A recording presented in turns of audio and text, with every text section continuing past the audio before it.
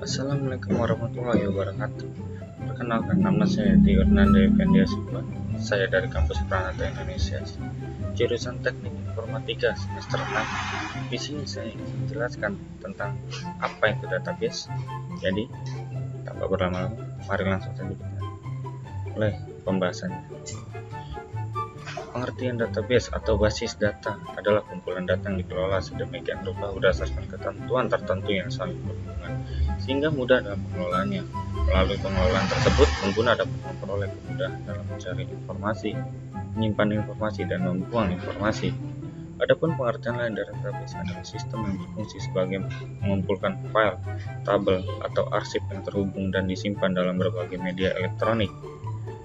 Manfaatnya adalah kecepatan dan kemudahan, multi-user, keamanan data, penghematan biaya perangkat, kontrol data terpusat. Kecepatan dan kemudahan sistem database memberikan kemampuan dalam seleksi data menjadi satu kelompok terurut dengan cepat. Instrumen tersebut menghasilkan pencarian informasi yang dibutuhkan, ditemukan dengan cepat. Kecepatannya juga dipengaruhi oleh jenis database yang digunakan. Setiap jenis database memberikan kemampuan yang berbeda-beda. Multi-user database memberikan kemudahan akses bagi banyak pengguna dalam waktu yang bersamaan. Sistem tersebut memungkinkan akses suatu dokumen ke lebih dari satu pengguna sehingga kinerja mesin dan jaringan dimudahkan melalui multi-user karena penyimpanan hanya terdiri satu unit yang dapat diakses secara bersamaan. Keamanan sistem database melalui bahasa pemrograman yang telah dibuat secara safety melalui instrumen password membuat data tersebut hanya bisa diakses kepada pihak yang diizinkan. Manajemen tersebut telah diterapkan pada hampir seluruh jenis database sehingga menjadikan keamanan data merupakan hal prioritas bagi layanan sistem database. Penghematan biaya perangkat memiliki satu database terpusat sudah cukup bagi perusahaan besar yang membutuhkan pengumpulan data secara ringkas. Hal ini membuat perusahaan tidak memerlukan ruang penyimpanan di tiap tempat yang berbeda.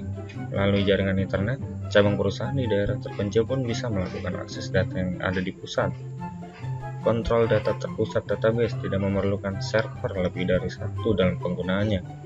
Cukup satu server terpusat untuk menyimpan data sehingga data tersebut bisa diakses oleh banyak pengguna. Hal ini memberikan harga yang murah bagi perusahaan yang investasi ruang penyimpanan data. Penting perusahaan seperti kantor perusahaan tidak perlu membuat satu data di tiap divisi job. Setiap divisi bisa mengumpulkan data khusus melalui satu server yang ditentukan sehingga laporan untuk atasan menjadi ringkas. Apa itu keamanan web? Keamanan website adalah sebuah upaya untuk melindungi dan menjaga website dari serangan virus maupun hacker yang terkoneksi melalui sebuah jaringan. Keamanan website ini tidak hanya terdiri dari satu hal, namun berbagai macam jenis perlindungan dan pencegahan.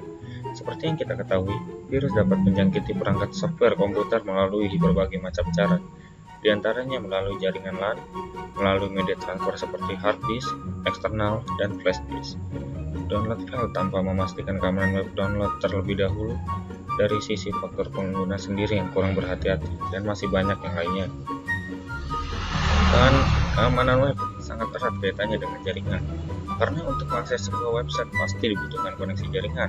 Saat ini sangat pesat sekali perkembangan teknologi website, jaringan, dan bermacam ancaman keamanan yang dihadapi. Seperti ancaman terhadap kerahasiaan yang sering dihadapi adalah hacker, malware reader, virus-virus dari internet maupun dari media transfer data seperti flash disk, hard disk, eksternal, melalui jaringan LAN, download file tanpa proteksi, Trojan horse, aktivitas user yang tidak terotorisasi, dan masih banyak lagi ancaman keamanan yang kadang kita tidak sadari. Mengapa harus belajar keamanan web? Kegunaan dari web tidak hanya untuk browsing, tetapi juga untuk melayani end user melalui antarmuka browser mereka.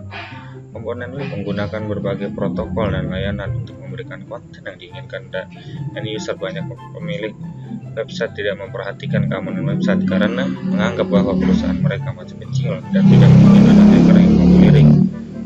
Hacker menggunakan tools atau software otomatis untuk menentukan situs yang memiliki kriteria kelemahan-kelemahan tertentu. Website adalah brand, pintu depan, bahkan sebagian merupakan wadah atau media yang pertama kali menghubungkan perusahaan dengan customer. Semakin besar interaksi customer dengan website, makin tinggi kebutuhan keamanan untuk website tersebut. Serangan hacker berdampak buruk pada relasi bisnis. baik itu bisnis to bisnis maupun bisnis to consumer. Hacker dapat menyisipkan malware yang bekerja mengambil data customer dari sudut pandang sistem, mengamankan server yang memberikan konten kepada user melalui web, mengamankan transportasi informasi antara user dan server melalui web, mengamankan komputer user dari serangan melalui koneksi web.